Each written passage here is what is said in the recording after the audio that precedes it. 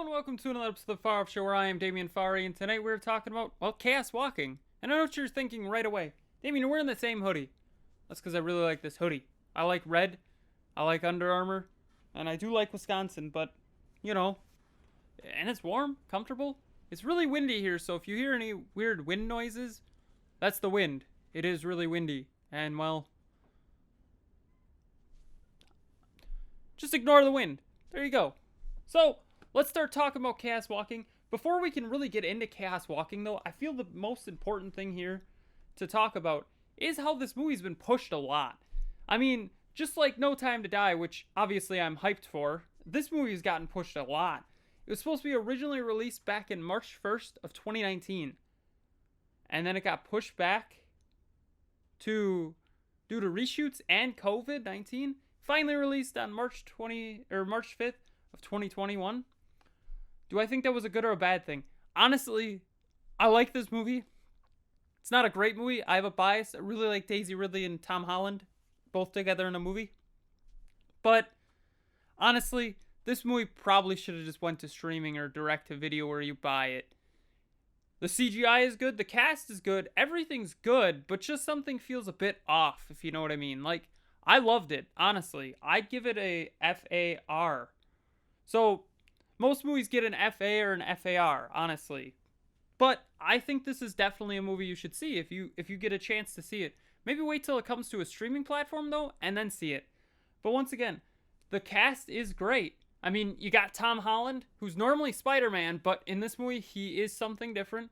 The only thing I've really seen him in is Spider-Man, honestly, so it's cool to see him. Then you got Daisy Ridley. She's in it as well. Mads Mikkelsen, who I know from James Bond, ironically enough. James Bond. And, well, I mean, what else is there to say? I mean, he's good. There's also Nick Jonas in the movie, but, I mean, he's more of a minor character. But I think those three, the bad guy, the two main lead protagonists, are a good choice.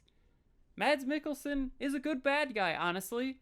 In Bond, I don't know if he was a bad guy in Death Stranding, but who knows? I didn't play that far into the game. I never beat it, though I really enjoy that game. He's a good bad guy in this. Tom Holland is a great protagonist with Daisy Ridley as his companion. And then they have the will they won't they relationship. Honestly, without spoiling it, the way they end it, I think they should make a sequel. Though I don't think it would do well once again. But I would love a sequel, honestly. I'd also love a sequel to Hitchhiker's Guide to the Galaxy and Spaceballs, but that's not going to happen. So, let's give you the basic understanding of this plot. It's a planet of all male colonists. I'm going to point out right away, we're going to spoil some of the movie. So, where they can see each other's thoughts, it's called The Noise.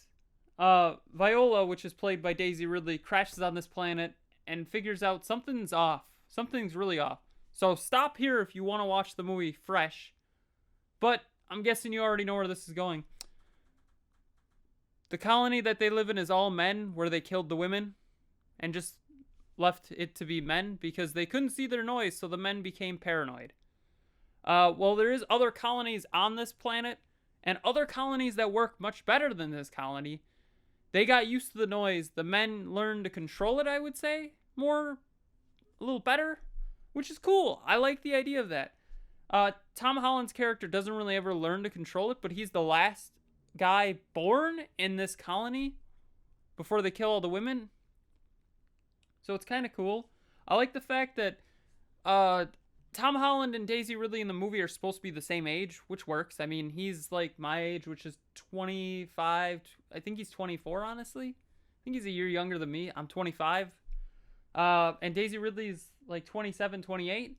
So I think it works out great that, you know, they're pretty same age group, and then she becomes a love interest right away to him. Like, this is the first time he's seen a woman probably since his mother, honestly.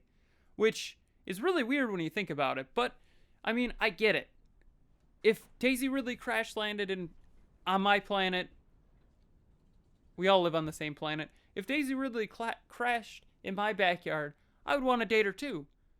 I mean, I think most men would. That's not saying it is a sexist thing. I think most men would try to date her, though. But, honestly, I like this movie. The CGI is really good. The acting is pretty good.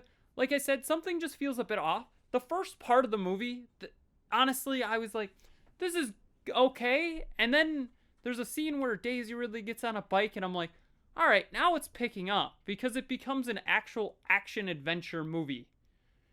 But the first part is just like story explanation and setting up. But I mean, it's cool. Don't get me wrong. It's cool that they show the noise. You got to get used to the noise, and that I get that. But they could have cut that opening part down by like 5-10 minutes, which doesn't sound like a lot, but it is a lot in the grand scheme of things. So, have you seen Chaos Walking? Tell me in the comments below. Don't forget to like, share, comment, subscribe, hit that bell icon, and have a far off night.